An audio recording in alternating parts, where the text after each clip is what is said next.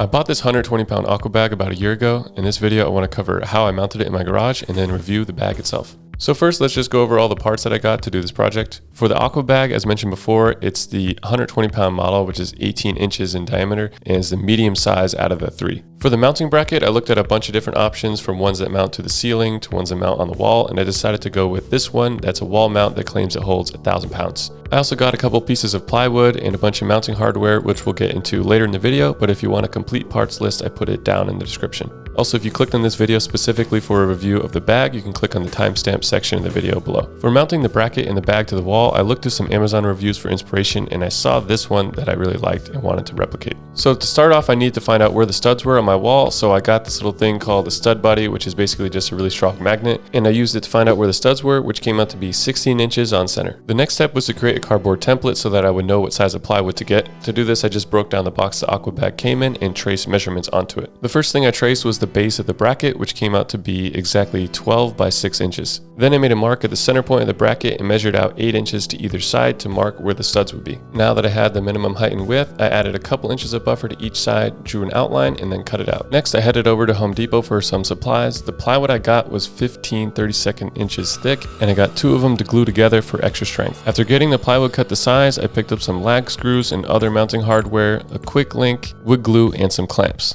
Once I got home, I applied the wood glue and joined the 2 pieces together and then set it aside to dry. Once the glue was dry, I added the same markings and measurements I had from the cardboard template. Then I traced the base of the bracket, marking the holes so I knew where to drill. Then I drilled 6 pilot holes before drilling the bigger holes that were wide enough to fit the 3/8 inch bolts. After feeding the bolts through the holes I made, I realized a problem. The head of the bolts did not lie flush with the wood. And since this is the end that's going to go up against the wall, it needs to lie flat. To solve this problem, I tried drilling out the ends of the holes a little bit more, but what ended up working out better was just taking the bolt, feeding it through the hole, and hitting it with a hammer until the head was flush with the wood. I did the same thing to the rest of the holes, and then once they were all flush, I realized that all the hammering I did made the glue come undone. So I applied more glue, but this time added the bolts, bracket, and a bunch of heavy objects to hopefully get it to hold better. After the second round of glue was dry, I marked out even spacing for where the lag screws were going to go at 2, 6, 10, and 14 inches. I then drilled pilot holes into each one of those marks, and then used a wooden template on the wall to transfer the pilot holes to the wall. With the pilot holes drilled, it was finally time to permanently attach the bracket to the wood. To do this, I used some washers and nylon lock nuts. Installing the lock nuts took a while and required the use of a wrench, but the reason I went with them over regular nuts is so that the vibration of hitting the bag didn't loosen them over time. With the bracket installed and all the bolts flush, it was finally time to mount it onto the wall. So I pre-drilled all the lag screws, and then I asked my roommate to help me hold it up while I used an impact driver to drive the screws into the wall. After drilling in the top 2, I did the rest by myself, and then it was finally time to mount the bag. To hang the bag, I got this heavy bag spring, which came with its own carabiner, but unfortunately the spring didn't fit into the D-ring that the aqua bag came with, which is why I had to get the extra quick link. With all of the hanging hardware in place, I took a few measurements to estimate where on the wall the bag would sit. I did this even before mounting anything, just in case I needed to buy some extra chain. I knew I wanted the middle of the bag to be at about eye level, and it turned out I got pretty lucky because with the mount at the top of the wall, it ended up being in the perfect position without any added chain. Once I knew that the bag would be at the proper height, it was time to hang it and fill it up. The plug on top of the bag came out pretty easily with a flathead screwdriver, and then once it was hung up, I filled it with a few bottles of water at first just to give it a little bit of shape. After that, I used the nozzle that came with the bag and a garden hose to fill it the rest of the way. I definitely should have paid more attention when I was filling up the bag, because with the valve to stop it so far away, I ended up overfilling it by quite a bit, which was a lot of fun to clean up.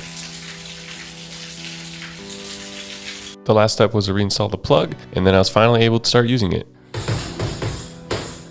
So now it's time for the bag review. I'm going to go over 3 pros and 3 cons. Pro number 1 is power punches. You can basically hit this thing as hard as you want. The water in the bag absorbs impact really well, so you don't really have to worry about it moving around too much or hurting your hands. Of course, I still wear my hand wraps when I'm training, but when compared to a regular heavy bag, I feel like I have a lot less strain on my hands, especially when I'm doing power punches on the aqua bag. Also, whenever I see clips online of boxers like Canelo training on the aqua bag, a lot of the time they're doing power punches.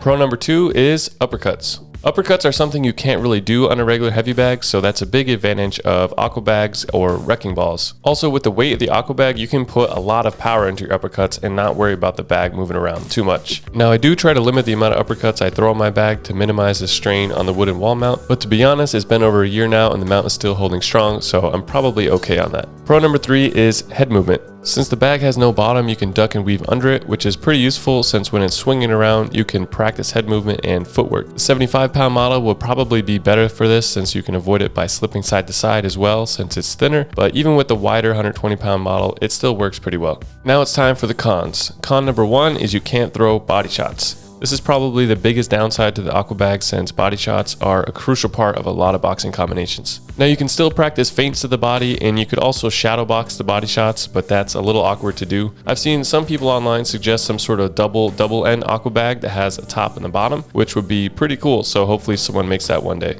Con number 2 is the weight. This bag is super heavy and difficult to move. Now this is not really a secret since the weight is in the model name, but it feels a lot heavier than I thought it would. Probably because it's so compact when you compare it to a heavy bag that's longer and skinnier and easier to move around. I haven't moved it since I mounted it, but I anticipate that it'll be really difficult to move or drain, and I'm not really sure how you would drain it, probably some sort of siphoning system, but either way it's a lot more difficult to move than a regular heavy bag. Con number 3 is that hooks feel a little awkward to throw. This might just be me because I'm still a beginner boxer, but for some reason it feels a little weird to throw a hook all the way on the side of it, and I end up doing kind of a half hook, half uppercut. It's probably because 18 inches is relatively wide compared to a lot of heavy bags, and I've also seen a lot of other boxers doing the same kind of thing in clips on YouTube. And that's it for the bag. Overall, I'll give it 4.5 out of 5 stars. As for the mount, here's how it's holding up after 1 year. The metal bracket, spring, and carabiners are all in great condition, but the plywood does have a small crack at the top just above the bracket.